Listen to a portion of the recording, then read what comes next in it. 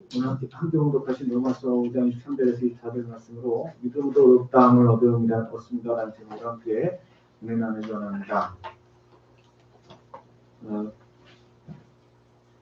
사람은 하나님의 형상으로 창조되어 있기 때문에 누구나 본능적으로 의로운 삶을 살기를 원합니다. 의로운 삶이 바른 삶이다 이렇게 생각하며 또 그렇게 살기를 원합니다. 지금 그렇지 않지만 제가 어릴 때만 해도 밖에 나가서 뛰노는 아이들이 많았어요. 근데 이런 아이들이 이제 역할을 정해놓고 노는데 100명 100 다 영웅이 되고 장군이 되고 남에게 도움을 주는 그런 사람이 되기를 원하지 괴롭히고 남을 못되게 하고 그런 사람 되기를 원하는 그런 경우는 없어요. 어쩌다가 그런 역할을 맡게 되면 굉장히 시무룩해요. 그래서 남자애들은 칼을 들고 총을 들고 나라를 침략한 적군을 물리치는 사람이 되고 악당을 쳐부시는 그런 사람들이 되기를 원하고, 또 여자애들은 이런 영웅들을 치료하는 의사나 간호사 역할을 맡기도 하고 그랬던 기억이 납니다. 아이들 때뿐만이 아니에요. 성인이 되어서도 이런 의로움을 향한 동경이 계속 이어집니다. 드라마나 소설이나 영화 속에서 의로운 사람이 마지막에 행복해져야 돼. 주인공이 행복해져야 돼. 만일 이 주인공이 의로운데 잘못되고 악당이 이기면 그 영화를 본 사람은 마음이 찜찜해요. 괜히 봤다 그래요. 이것은 그 영화 속의 주인공과 나를 동일시하는 거예요. 나도 저렇게 의롭게 되고 싶은데, 저렇게 의로운 삶을 살고 싶은데, 그런 본능이 있는 거예요.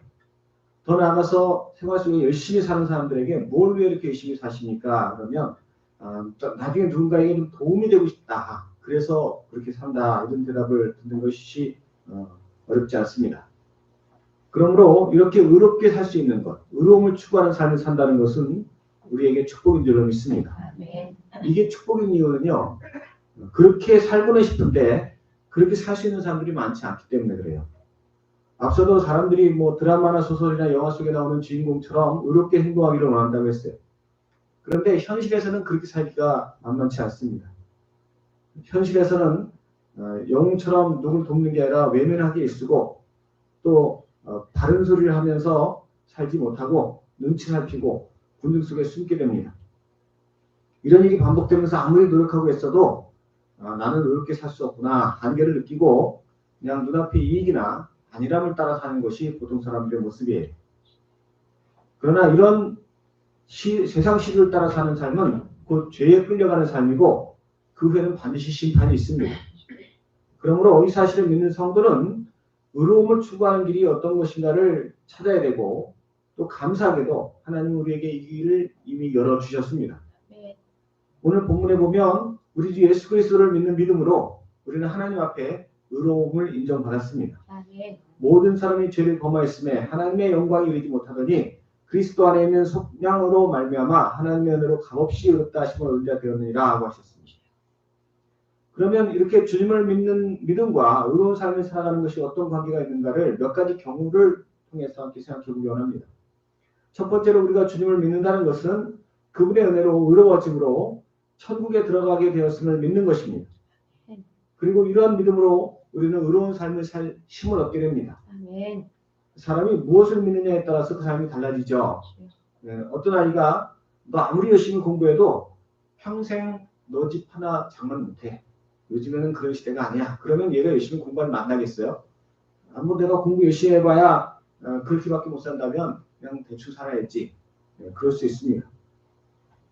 또 어떤 환자에게 당신은 불치병에 걸려서 1년밖에 못 삽니다. 그러면 그 사람은 삶의 모든 의욕을 잃어버릴 거예요. 왜냐하면 나 곧 죽을 거라고 믿기 때문에. 그런데 앞선 그 아이에게 너가 열심히 공부하면 오늘 동영상에 나온 르박 선교사님처럼 1억 명이 넘는 사람들에게 도움을 줄 수 있는 삶을 살 거야. 그러면 얘의 삶의 태도가 달라질 거예요. 또 불치병에 걸렸다 생각했는데 그게 오진이었어요. 당신은 더 살 수 있어요. 그러면 삶의 태도가 확 달라집니다. 이렇게 무엇을 믿느냐가 그 사람의 삶의 태도와 행동이 바뀌는 동력이 되는 것입니다. 의로움에 대해서도 마찬가지. 내가 의롭게 살아야지, 의롭게 살고 싶어 이런다고 해서 의로워지는 게 아니에요. 의롭게 되려면 어떤 믿음을 갖고 있느냐가 중요한 거예요. 그러니 이 세상의 사람들은 나는 언젠가 죽을 것이다. 말로는 안 해도 어차피 이 세상은 한계가 있다. 그런 믿음을 갖고 있는 사람들이에요. 그래서 이 땅에 사는 동안 어떻게 해서든지 내 몸을 즐겁게 하고 육신을 만족시키는 그것만을 추구하게 되어 있어요. 어차피 죽을 건데 소망이 없다는 거예요. 그러나 예수님 안에서 거듭난 성도는 정도에는 차이가 있을지언정 내가 천국에 간다. 영생을 누릴 것이라는 것을 믿는 사람들이에요. 곧 이 땅의 삶이 중요한 게 아니라는 것을 알고 있다는 겁니다. 그래서 그 믿음이 견고해질수록 내가 확실히 천국에 들어가지. 내가 영생을 살 거야. 이 믿음이 확실히 굳건해질수록 천국에서 받게 될 상급을 기대하면서 더더욱 의로운 삶을 추구하게 되는 것입니다. 따라서 우리가 의로운 삶을 살고자 한다면 먼저 나를 살리신 예수님을 믿는 믿음을 지녀야 되는 것입니다. 네. 우리 모든 성도님께서 다른 무엇이 아닌 이런 믿음을 굳건히 하심으로 하나님이 기뻐하시는 의로운 성도의 삶이 되시기를 축원합니다. 아멘. 두 번째로 주님을 믿음으로 의로운 삶을 살 수 있다는 것은 그분의 십자가 피로 내 죄가 씻겼음과 그로 인해 내 자신이 거룩하게 되었음을 믿는 것이기 때문입니다. 하나님 앞에서 죄를 사함받기 위해서는 무조건 그 죄를 대속할 뭐가 있어야 돼요. 그 자신이 대속을 한다든가 혹은 다른 사람이 죄값을 치러줘야만 해요. 그거 외에는 방법이 없어요. 그래서 구약시대에는 양이나 염소 같은 짐승에게 죄를 전가시켜서 그 양이나 염소를 죽여서 자기 죄를 대속받았어요. 그런데 양이나 염소는 인간보다 하등한 존재이기 때문에 그런 대속은 부족함이 있어요. 그렇다고 해서 사람이 나를 대속하게 다른 사람 죽일 수가 없잖아요. 그래서 늘 같은 제사를 반복해서 드려야만 했습니다. 그런데 신약시대에 와서 하나님께서 하늘의 하나님이신 당신의 아들 예수님을 이 땅에 오게 하셔서 우리 죄를 대신 지시고 십자가에서 죽게 하셨습니다. 그리고 이 사실을 믿는 자마다 그 모든 죄가 전가되어 깨끗하게 되는 것입니다. 더 나아가서 죄만 씻김받는 차원이 아니라 아예 그 존재가 변화되는 거예요.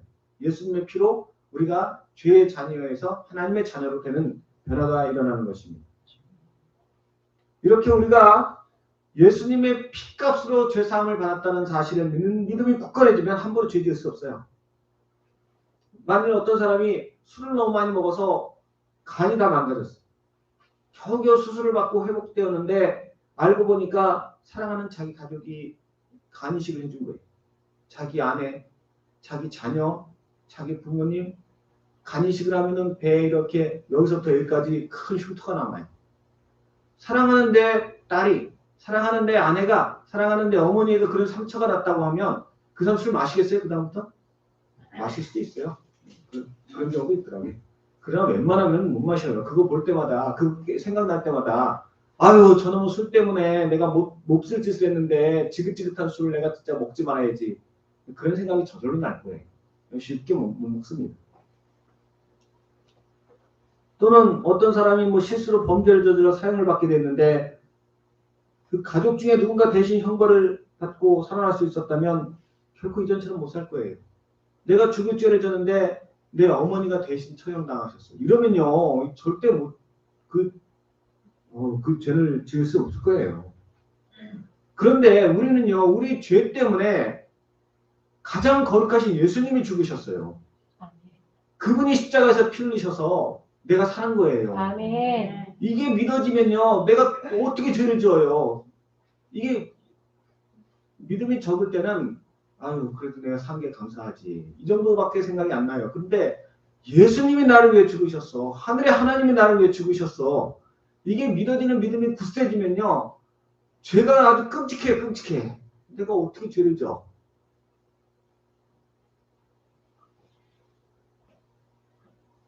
또한 그분의 은혜로 내 신분이 변화되었음을 확실히 믿을 때 역시 죄와 상관없이 살아갈 수 있습니다. 흔히 하는 말로 자리가 사람을 만든다는 얘기가 있어요. 그 사람이 처한 환경과 상황에 따라 삶의 모습과 태도가 달라진다는 거예요. 예비군 훈련 받으러 가면 길바닥에 주저앉고 자세도 삐딱하고 그래요. 그런데 예비군 훈련 마치고 옷 갈아입고 직장 딱 출근하면 절대 길바닥에 안 앉죠. 자세도 똑바로 하죠. 예비군복을 입었을 때나 안 입었을 때나 똑같은 사람인데 어쩌면 그렇게 달라지나 몰라요. 환경이 자리가 그 사람을 만드는 거예요. 하물며 우리는 죽을 수밖에 없는 죄인에서 온 세상에 창조해 주신 하나님의 자녀가 됐어요. 이거를 믿는 믿음이 중요해요. 하나님께서 이런 은혜를 주셨는데 내가 하나님의 자녀가 되었어. 이걸 확실하게 믿는 사람은 함부로 죄 못 져요. 내가 여전히 죄인이야. 나는 뭐 하나님을 믿었는데 달라진 것도 없는데 뭐가 달라졌지? 이런 경우는 그냥 죄를 또 져요. 반복적으로 또 죄를 져요. 근데 그것이 굳건하게 믿어진 사람은 내가 하나님의 자녀인데 어떻게 죄를 질 수 있어? 우리 모든 성도님께서 내가 주의 피로 거듭나 하나님의 자녀가 되었음을 믿는 믿음을 더 굳건히 하시기 바랍니다. 그래서 주님이 기뻐하시는 의로움을 잘 추구하고 또 그로 인해 참된 만족을 누리는 복된 성도인 되시기를 주의 이름으로 축원합니다. 세 번째로 주님의 십자가를 믿음으로 하나님과 화목하게 되므로 그분의 능력과 권세가 나타나고 그를 통해 의로운 삶을 살게 됩니다. 주님이 주시는 그 능력이 나로 하여금 의로운 삶을 살게 하는 동력이 된다는 거예요. 우리가 예수님을 모를 때에는 하나님과 상관이 없을 때에는 이 세상을 내 힘과 능력을 의지해 살 수밖에 없었어요. 그런데 내 힘과 능력이 얼마나 부족하고 연약한지는 내가 더 잘 알아요. 내 힘으로는 정말 1년 앞도 내다볼 수 없고 내 힘으로는 정말 내 가족 다 만족시키는 그런 외식을 맨날 할 수도 없고 그래서 이렇게 부족하고 연약한 힘으로 살다 보니 다른 사람 돌아볼 겨를도 없고 시간이 갈수록 나 중심적이고 이기적인 삶이 될 수밖에 없어요. 의로운 삶과는 상관이 없는 삶이죠. 약하면 악하게 되어 있어요. 동물의 세계에서도요. 힘센 맹수는 배고프지 않으면 사냥 안 해요. 옆에 뭐 먹을 거리가 지나가도 그냥 구경만 하고 하품만 해요. 그런데 이런 맹수가 어쩌다 상처를 입으면 약해지면 그때부터 공격적이 됩니다. 내가 약해졌기 때문에 공격당할 것이 두려워서 내가 먼저 공격하는 거예요. 사람도 마찬가지. 힘이 있는 사람은 아무하고나 시비 붙지 않습니다. 돈이 많은 사람은 인색하지 않아요. 돈 많은 사람 중에서도 인색한 사람들은요. 마음이 가난한 사람이에요. 돈이 있는데도 불구하고 내가 없다고 생각하는 사람이에요. 정말 내가 부자라고 생각하는 사람은 그렇지 않아요.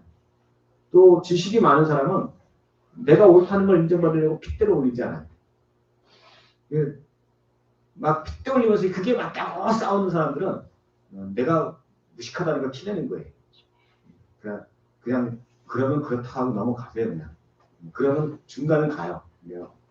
우리는 다 물론 다 뭐 배움에 부족하긴 하지만 가만히 있으면 함부로 못합니다. 이렇게 사람이 어떤 부분에 대해서 약하면 그것에 대해서 민감해지고 공격적이 돼요. 약하면 악해지는 거예요. 강하면 그렇지 않죠.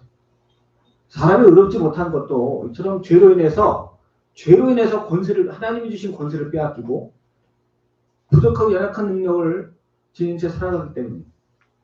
그런데 예수님께서 십자가에서 죽으심으로 나와 하나님을 화목하게 하셨어요.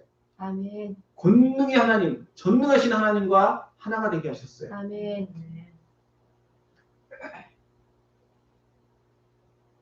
그래서 우리가 그분의 능력으로 살아갈 수 있게 된 것입니다. 아멘.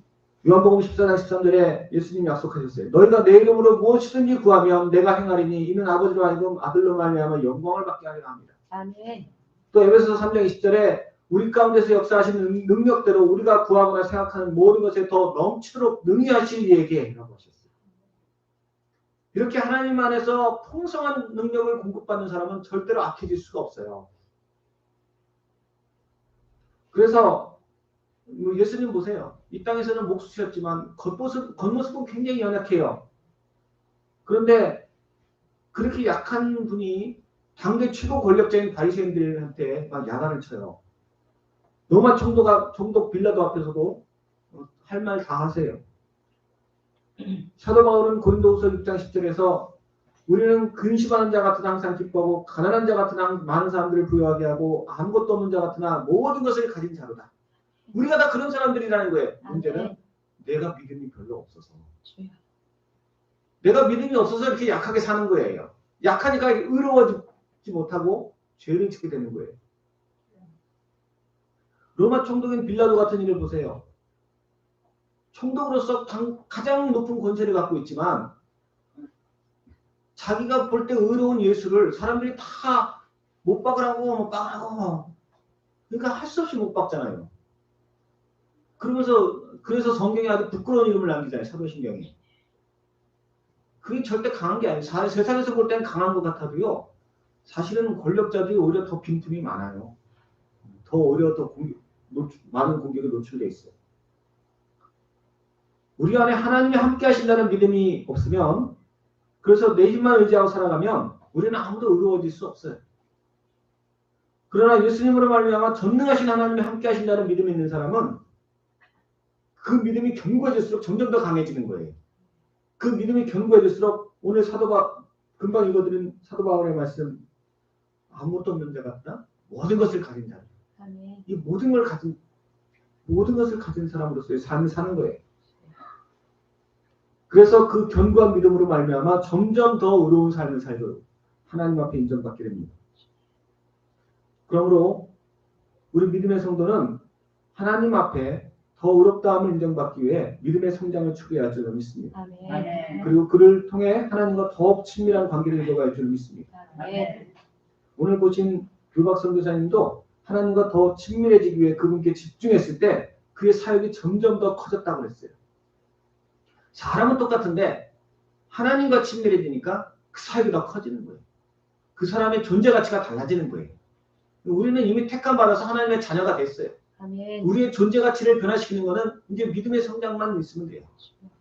우리는 세상에 다른 거에 시간과 마음을 쏟지 마세요. 오늘 누박 선교사님도 동영상에서 말하잖아요. 하나님과 가까이 하는 건 힘들지만 그 힘든 걸 하니까 다른 건 하나도 안 힘들더라. 근데 하나님과 가까워지는 거를 포기하면 다른 게 다 힘들어져요. 먹고 사는 문제도 힘들고 사람과 관계 맺는 것도 힘들고 자식 교육하는 것도 힘들고 내가 하루하루 사는 것도 왜 이렇게 힘든지 몰라. 나이가 들면 그냥 빨리 죽고 싶어 이러는 거예요. 제가 보신 어르신들 중에 그런 분들이 있더라고요. 우리 모든 성도님께서 오직 그 믿음을 위해 살아가시기 바랍니다. 아멘.